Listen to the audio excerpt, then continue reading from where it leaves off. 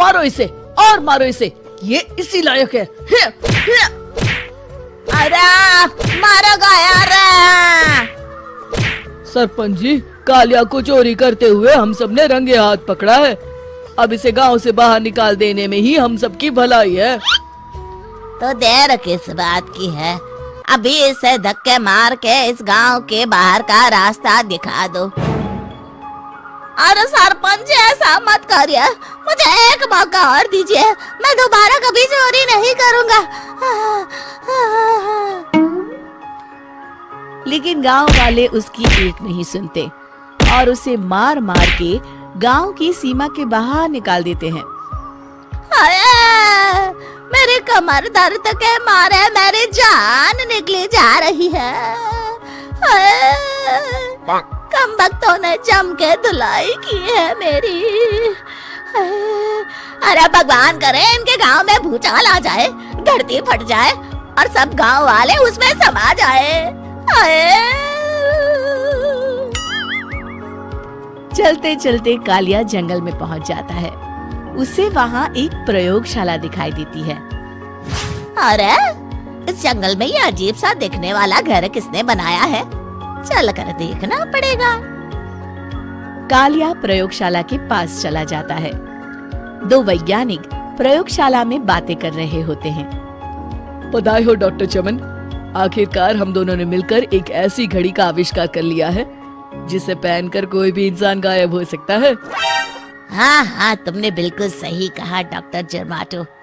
अब कल सुबह ही हम इस जंगल से निकल जाएंगे, लेकिन उससे पहले आज रात के खाने का बंदोबस्त करते हैं। हाँ हाँ, मुझे तो बड़ी जोरों से भूख लगी है, चलो चलते हैं। दोनों वैज्ञानिक वहाँ से चले जाते हैं। उनके जाते ही कालिया प्रयोगशाला में दाखिल होता है। अच्छा तो ये बात है। कालिया बड़े से कांच के अंदर रखी घड़ी को बाहर निकाल लेता है और अपनी कलाई पर बांध लेता है। फिर घड़ी में लगा बटन दबा देता है। कालिया को एक जोरदार झटका लगता है। कालिया अपने आप को आईने में देखता है तो उसका पूरा शरीर पूरी तरह से गायब हो चुका होता है। अब तो जो चाहे वो कर सकता हूँ। सबसे पहले मैं उन सभी को सबक सिखाऊंगा। गांव वालों, मैं आ रहा हूँ। कालिया गांव की ओर चल पड़ता है। थोड़ी देर के बाद दोनों वैज्ञानिक वहाँ आते हैं। अरे ये क्या, लगता है कोई हमारी घड़ी चुरा कर ले गया है। ये देखो पैरों के निशान। अब क्या होगा, अगर वो घड़ी किसी गलत हाथों में पड़ गई तो अनर्थ हो जाएगा। तुम चिंता मत करो, हमारी घड़ी में जो बैटरी लगी है ना, वो सिर्फ 24 घंटे चलेगी। उसके बाद वो घड़ी काम करना बंद कर देगी। उधर दूसरी तरफ गांव में सरपंच अपने घर में सो रहा होता है। तभी एक आहट से उसकी नींद खुल जाती है। अरे कौन है, कौन है वहाँ? बड़े मजे से सो रहा है, आज मैं तुझे नहीं छोड़ूंगा। कालिया पास में पड़ा डंडा उठाकर सरपंच की पिटाई शुरू कर देता है। ये ले, और ये ले, इसी लायक है, ले। अब मर गया। अरे ये क्या हो रहा है? अरे कोई बचाओ मुझे, मेरे घर में भूत आ गया है। सही कहा, मैं भूत ही तो हूँ, ये ले। अरे भूत जी, मैंने आपका क्या बिगाड़ा है, मुझे छोड़ दीजिए। आपको क्या चाहिए? तेरे घर में जितना भी पैसा है ना, मुझे ला कर दे दे, तब मैं तुझे छोड़ दूंगा और यहाँ से चला जाऊंगा। सरपंच अपनी तिजोरी से पैसे निकालकर एक बड़े कपड़े में बांधकर जमीन पर रख देता है और कालिया वो सारा पैसा लेकर वहां से चला जाता है। दूसरी तरफ जमींदार गांव के चौराहे पर खड़ा कुछ लोगों से बात कर रहा होता है। इस कमीने जमींदार ने भी मुझे बहुत पीटा था, इससे भी बदला लेना तो बनता है। हाँ? जमींदार अचानक अपने आप को चांटे मारने लगता है।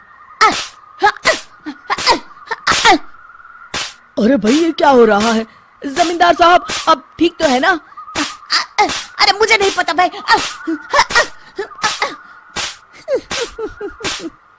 अरे मर गए रे, ये तो पक्का किसी भूत प्रेत का काम है।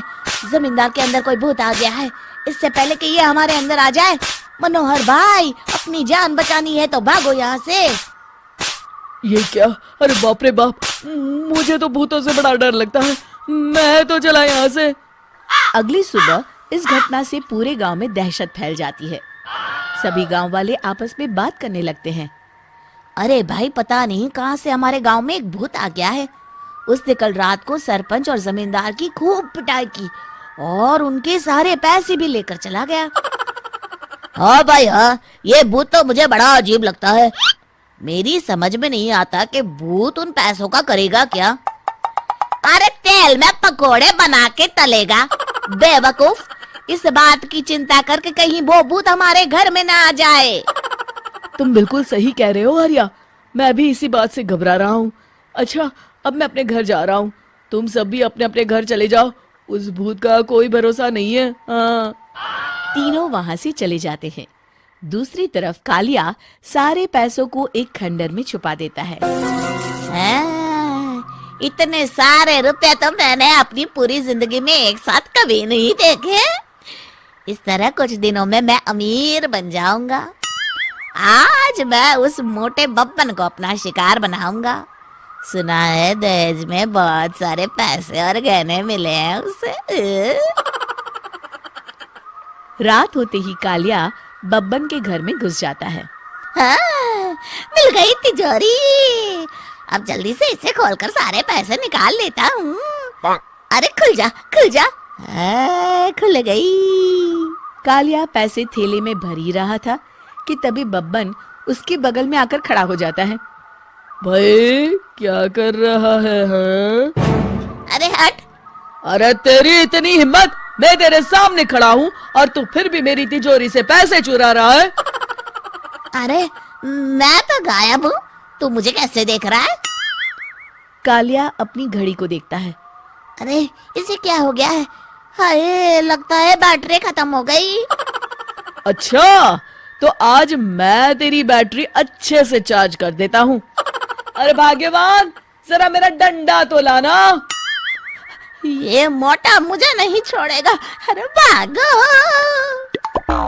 कालिया भागकर घर के बाहर जाता है। बाहर सभी गांव वाले हाथ में डंडा लिए खड़े होते हैं। अच्छा, तो तू वो भूत है? मुझे माफ कर दीजिए सरपंच जी, मैं आपके और जमींदार जी के सारे पैसे लौटा दूंगा और आज ही हमेशा के लिए ये गांव छोड़कर चला जाऊंगा।